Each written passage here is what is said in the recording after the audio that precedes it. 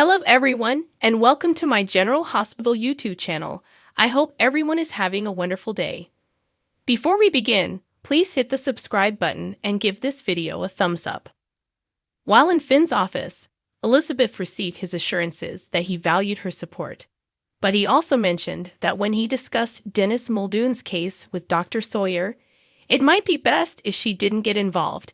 Elizabeth expressed her gratitude to Finn for his concern, but made it plain that she was not going anywhere. Soon after, Dr. Sawyer showed up. Following the introductions, Finn stated that he wished to talk about Muldoon's case because the family was suing him for malpractice. But Dr. Sawyer was concerned because doctor/patient privilege extended to deceased patients. She suggested that Finn have his lawyer get in touch with her, but she volunteered to testify in court or during a deposition. Elizabeth begged Dr. Sawyer to give her more time as he was about to leave. She informed the physician that Finn, a brilliant physician, had discovered a treatment for Blackwood's illness and had donated the patent to the hospital to keep General Hospital afloat. Dr. Sawyer sat back down after Finn agreed to keep things off the record and in hypotheticals. They talked about Muldoon's original symptoms and the steps Dr. Sawyer had taken to diagnose him. It turned out that before Muldoon saw Finn, Dr. Sawyer had performed a cancer screening and recommended him to an oncologist. Following Dr. Sawyer's departure, Finn acknowledged that he was taken aback by Elizabeth's glowing remarks. Nonetheless, she reassured him of his high regard.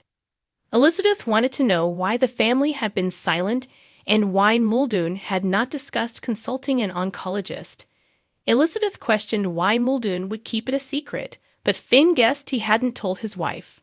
Though Finn was at a loss for words, he was determined to find the oncologist. Esme showed up at the Collins flat to fetch Spencer. He told her they needed to talk, but she was upset that he didn't show up for the hearing with Ace. Esme argued that she wanted her son and that she had nothing to say to him. After claiming that Ace was asleep, Spencer abruptly changed the subject to inquire as to how she had managed to leave the courtroom. Spencer questioned whether she had wanted Ace to appear in court in order to gain favor with the judge when Esme mentioned that he would know if he had kept his word. Feeling hurt, Esme informed him that, should she wind up in prison, she had hoped to have one final chance to give her son a kiss.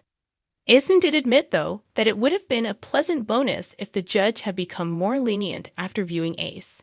Spencer answered, "Yes, there she is." He kept a careful eye on her as she explained that she had entered a guilty plea after negotiating a settlement with her lawyer. Spencer informed her he had something to tell her when she went to fetch Ace. Esme reassured him that Trina had already informed her about the Paris trip, implying that Ace wasn't Spencer's top concern. Spencer told Esme that Ace would not be accompanying her home, despite her eagerness to do so. "No longer?" Spencer uttered. Esme, perplexed, informed him that Ace's brother was Spencer, and that she was Ace's mother. Spencer nodded and told her how much he adored Ace. "Then prove it. Don't go to Paris. Stay here with him," Esme begged. Spencer explained that because Ace had left, Esme was unable to accompany Ace home.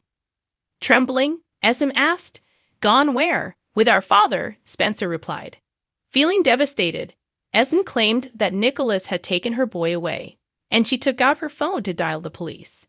Spencer realized that Esme's old memories had come back, so he calmly told her to put the phone away. Esme attempted to refute it, but all of a sudden she remembered making the mistake of calling him Spence in the questioning room. Spencer continued to assert that her memory hadn't returned, but she suggested that he was being melodramatic. Spencer insisted that Esme had almost wrecked his life. Spencer told her about the horrible things she had done at her father's command and expressed his disbelief in her. Spencer was positive that she was once again her father's puppet. "That is the Esme Prince that I'm talking to right now, isn't it?" Spencer inquired. When Esme suddenly discovered that Spencer had handed Ace to Nicholas, she was appalled. Spencer didn't feel sorry for himself since he thought Ace would be better with Nicholas than with Ryan Chamberlain's daughter. Esme promised to return Spencer and Nicholas to their rightful place in jail, but Spencer warned her not to go to the police because he would not think twice about disclosing her secret and seeing to it that she was held responsible for her crimes. Spencer questioned her willingness to take a chance. Instead of responding, Esme bounded out. Carly took a seat in the hospital chapel, lighted a candle. She looked up, tears welling in her eyes. She added in a dejected tone, "I miss you, Mom. I miss you so much." Shortly after, Drew entered. He took a seat next to Carly and drew her into an embrace.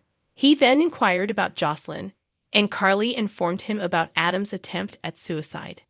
After realizing how much pressure Adam's parents had placed on their kid, Drew expressed his dismay and that he wanted Scout to achieve in life, but not at any cost.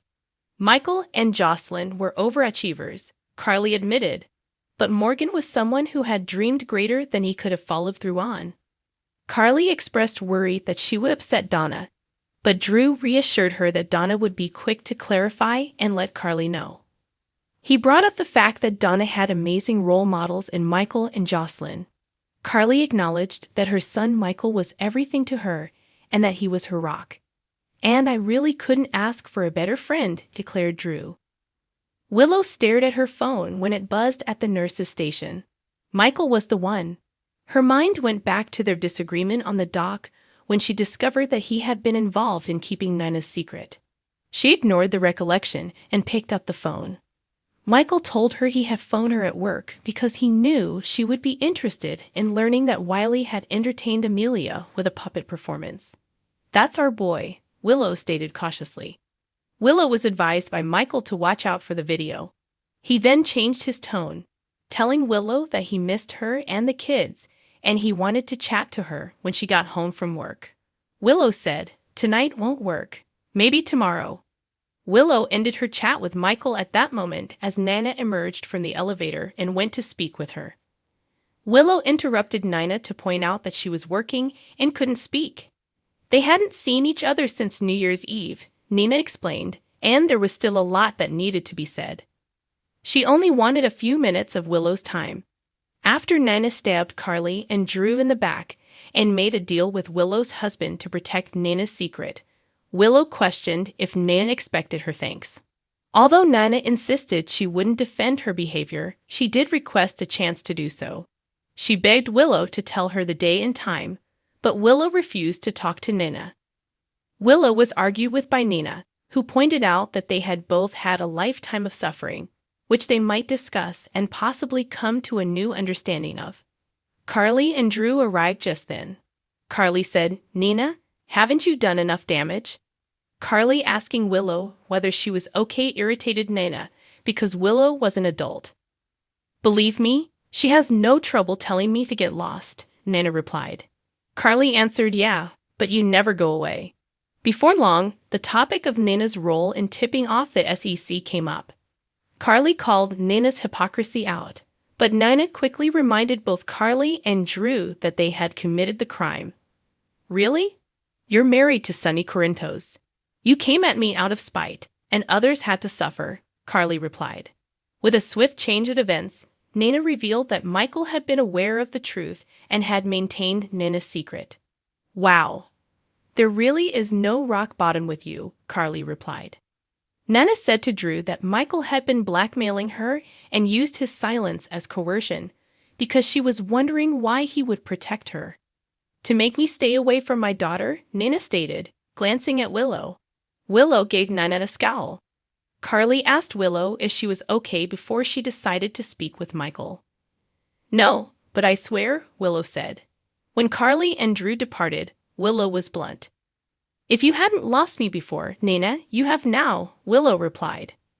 Nina trailed Willow into an examination room shortly after. Despite her anger, Willow asked Nina to accept her apology. Nina clarified that she had been upset at the possibility of losing Willow. Therefore, she had acted impulsively in reporting Carly and Drew. Although Nina admitted that she had reacted angrily, Willow remained unmoved. Willow remarked, "Lashed out. You are a wrecking ball." Refusing to take direct action, Nina accused Carly of separating her from her two daughters. Willow didn't hesitate to inform Nina that Nell had passed away at the moment Carly discovered that Nell had been Nina's daughter. Nina countered, "I only have Carly's word for that." After the visitation hearing, Willow told Carly that she had given up looking for her mother because she was afraid she could turn out to be just as horrible as Nina. Willow reassured Nina that she should trust Willow's word that Carly hadn't told Nina about Willow. "The joke's on me because here you are, my mother." "Petty, vindictive, and selfish to the core," remarked Willow. Although Willow contended that Nina's actions were intentional and that Nina had loved establishing a breach between Carly and Michael, Nina acknowledged that she had made mistakes. Willow saw how eager Nina had been to tell Carly the shocking truth about Michael, even if Nina denied it. Nina maintained that she had accepted Michael's requirements because it had been simpler to lose some time with Willow than to lose her completely, and that Michael had blackmailed her. "That's what's happening right now," Nina remarked, shedding tears. "Wow," Carly was right. "All you do is lie to everyone," Willow responded. Willow proposed that Nina lied to herself above all else. Nina revealed that she had blamed Carly for everything since Carly had withheld her girls from her, and that her confession in church had been a turning point in her life. Willow was reassured by Nina, though, that she was going to quit berating herself and Carly for her errors. Willow informed Nina that Drew had almost died from beatings while incarcerated. Although Nina reassured her that she had felt awful, Willow remained unaffected. Willow claimed that because Nina had been so determined to keep the information a secret, she made the agreement with Michael. Nina refuted it, stating that she had accepted Michael's demands in an effort to keep Willow from learning that Michael was prepared to use blackmail against her. Nina stated that because she loved Willow and the kids and wanted them to be happy, she hadn't wanted them to suffer. Willow corrected Nina, saying that although Nina had persuaded herself that she had good intentions, all she had done was harm Michael, Willow, the kids, Carly, and Drew, the man who had saved Willow's life. "It's enough, Nina. I want nothing more to do with you," Willow replied. Despite her devastation, Nina assured Willow that she would never give up on the hope that Willow would one day pardon her. "Maybe we can start over as mother and daughter," Nina replied. Willow approached the door, but before she did, Nina gave her the reassurance that she would always be available to help. Willow turned to go rather than respond. Wiley assisted Michael with picking up at the Quartermain estate, while Amelia was being handled by Melanie, the nanny. The kids were then sent to the nursery with the nanny, and Michael promised to be back soon to tuck Wiley in. Michael answered Wiley's question concerning his mother by telling him that Willow would kiss him goodnight when she got home from work. Shortly after, Ned and Tracy came into the living room, and Tracy asked Michael if he was coming over for supper. Michael requested Ned to return the proxy that he had given him, but he had to explain that he had to run. Ned had kept his half of the agreement, so Tracy objected, but Michael made it plain that he would fight for the proxy. Ned promised his cousin that in the morning it would be on Michael's desk. Ned cautioned Michael not to see it as a victory, though.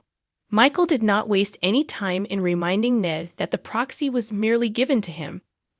When Ned disclosed that Michael had provided him with the ruse to prevent Ned from disclosing Nina, Tracy was taken aback. "I was making sure my family was safe," Michael argued. Michael sounded, Ned conceded, like Edward Quartermain at his worst. Tracy encouraged Michael to ignore Ned, much to Ned's dismay, as Ned was only a nobleman when he felt like taking the high road. Tracy acknowledged that she was impressed and that, as a Quartermain, she had never been more proud of Michael. She admitted there was a real Quartermain beating beneath Michael's well-mannered baby face. Michael restated that Willow and the kids were his top priorities and that he had granted Nina his silence in order to protect them. He turned at that moment when he heard a noise. Carly and Drew were standing in the doorway. Drew insisted on knowing why Michael had not said anything when Tracy and Ned excused themselves and headed to the kitchen. Michael explained that he hadn't done it for Nina, but rather for his family. Michael clarified that Nina had no concern for people and that he had been concentrating on shielding his family from her retaliatory behavior because Drew had already suffered enough. Drew claimed that because it had been their decision, Michael ought to have informed Drew and Carly. Although Michael acknowledged that he had visited Sunny, he was unable to ruin Sunny's happiness. "So you put Sunny's happiness ahead of our friendship?" Drew responded. Michael acknowledged that he hadn't seen it that way when Drew reminded him that they were also family. Drew was upset with Michael for betraying him and Carly after they had both placed their trust in him. As Drew turned to go, Carly interrupted him, saying she wanted to talk to her son by herself. Michael turned to face his mother after Drew had left. He questioned, "So, where do we go from here?" Tracy was upset that she hadn't been able to pick up on any rising voices in the kitchen. Tracy's applause for Michael had enraged Ned. He questioned whether she was even concerned that Michael had acted carelessly with her son. Tracy told Ned that although she didn't give a damn about Michael, she always liked it when a Quartermaine behaved like one. Tracy told out that Ned needed to be ready because the tension between Michael and Drew would buy him some time before he returned to ELQ. She clarified that her only concerns were Ned and Dylan, although she admitted that Dylan lacked economic acumen. Thanks for watching if you like this video. So please don't forget to subscribe my channel and don't miss any update.